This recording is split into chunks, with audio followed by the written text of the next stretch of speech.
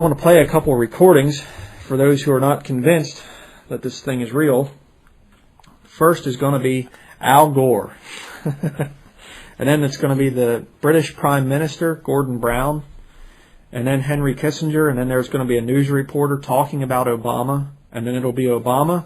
And then Pope Benedict XVI. I put him number 6. I figured that was appropriate. Then we have Glenn Beck. He's talking about it. And then Sean Hannity, and he's interviewing a guy named Dick Morris. So let's listen to this. But it is the awareness itself that will drive the change. And one of the ways it will drive the change is through global governance and global agreements.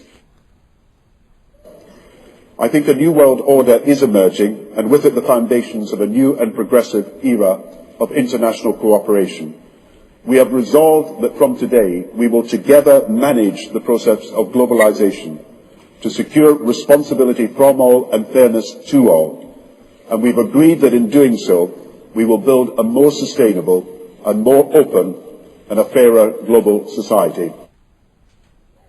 I think his task will be to develop an overall strategy for America in this period when really a new world order can be created. It's a great opportunity. It isn't just a crisis. This is Sky News with Paula Middlehurst. Well, there have been extraordinary scenes in Berlin tonight as thousands of people gathered to hear Barack Obama deliver key foreign policy speech on his current European tour. The Democratic presidential hopeful laid out his vision for America's place in a new world order, saying he was speaking as a proud citizen of the United States and a fellow citizen of the world. Okay, let me pause it there for just a minute. Now, pay attention to what Obama says. And all of these recordings here, they're from the internet, from news clips, Associated Press, Reuters, all the big news agencies. You can look them up. That's all legitimate. And these are all less than a year old. Okay, I mean, these are all very recent. But listen to what Obama has to say here. Partnership and cooperation among nations is not a choice. It is the only way, the one way, to protect our common security and advance our common humanity. That is why the greatest danger of all is to allow new walls to divide us from one another. The walls between old allies on either side of the Atlantic cannot stand.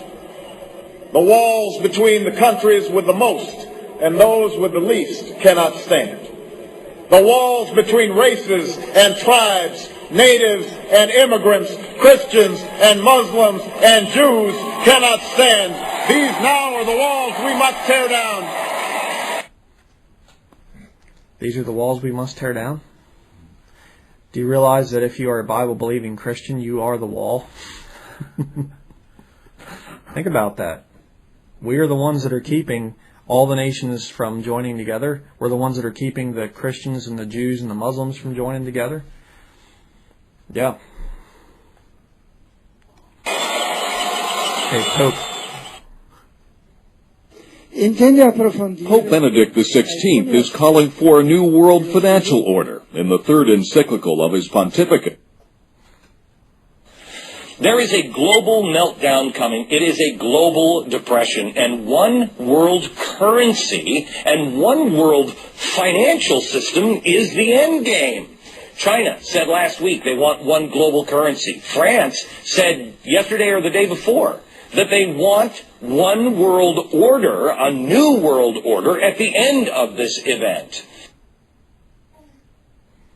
Yeah. And those people who have been yelling, oh, the UN's going to take over global conspiracy government, theorists. They've been crazy, but now they're right. Yeah, well, when Geithner said he would be open to the idea of a global currency last week, those conspiracy people had said and suggested that for years. Right. You're not wrong. You're not wrong. And, you know, it's...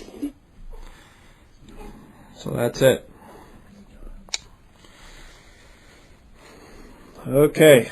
So there you have it from mainstream media. They're just openly announcing it now, openly talking about it.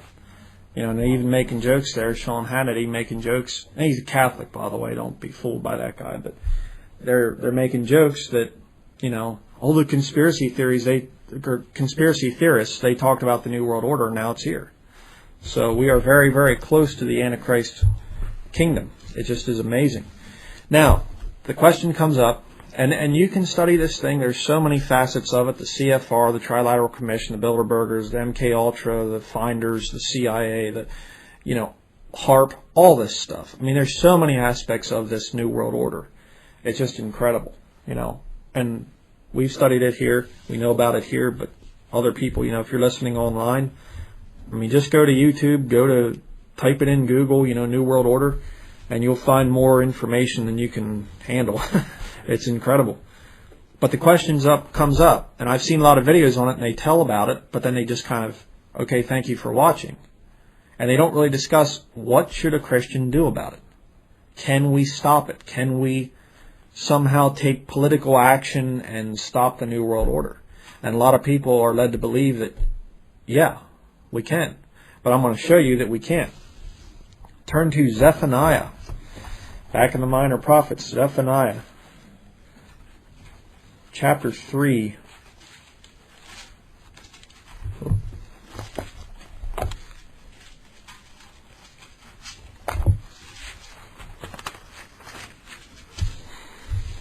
Here's one of these verses you aren't going to hear preached very often. Zephaniah chapter 3, verse 8. Therefore wait ye upon me, saith the Lord, until the day that I rise up to the prey, for my determination is to gather the nations, that I may assemble the kingdoms, to pour upon them mine indignation, even all my fierce anger, for all the earth shall be devoured with the fire of my jealousy.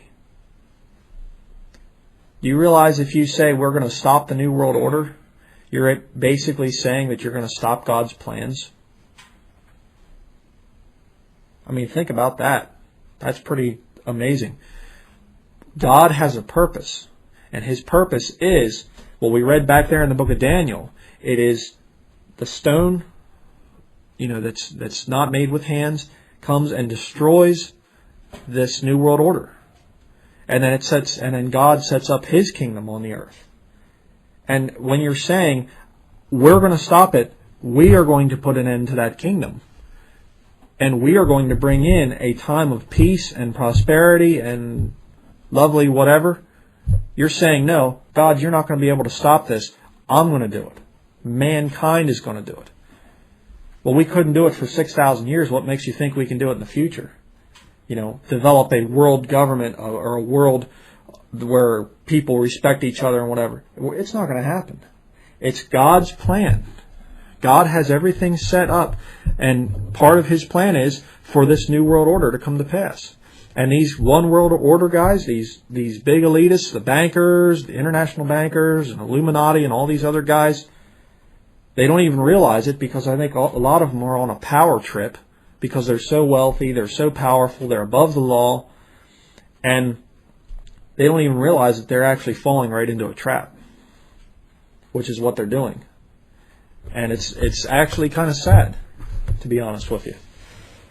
But we'll get back to that in a little bit. But look over chapter 2, verses 1 through 3. Zephaniah 2, verse 1. Gather yourselves together, yea, gather together, O nation not desired. Before the decree bring forth, before the day pass as the chaff, before the fierce anger of the Lord come upon you, before the day of the Lord's anger come upon you. Seek ye the Lord, all ye meek of the earth, which have wrought His judgment. Seek righteousness, seek meekness. It may be ye shall be hid in the day of the Lord's anger. Of course, here the Lord is speaking to Jews in the Old Testament. And as I've covered in other studies, the 7-year coming period is called the time of Jacob's trouble. It's specifically for the Jews. And Matthew chapter 5, you read, the meek shall inherit the earth. Okay? So here you have it again about that they're to seek meekness. It's not about, let's develop a military that we can fight the forces of the Antichrist, and we'll defeat him, we'll stop him from bringing in his New World Order. No, you won't. It's meekness. It's righteousness. And a lot of these guys that are talking about the New World Order, a lot of them will never mention sin. That's not there. It's all the Constitution, your rights, and freedom, and that stuff's good. What about sin? What about righteousness? What about meekness? See, that's not mentioned there. But the ones that are going to make it through this coming time of Jacob's trouble, if you don't get saved before the rapture, you're going to go through this time of Jacob's trouble. And the only way you're going to make it through is by being meek and seeking the Lord's judgment and seeking after righteousness. That's the only way somebody's going to make it through that time period. You're not going to stop it. All right, Romans chapter 3. You say, well, I don't know if I can worship a God that would allow the New World Order to come in. I mean, this just can't be. It's the devil's New World Order. How could God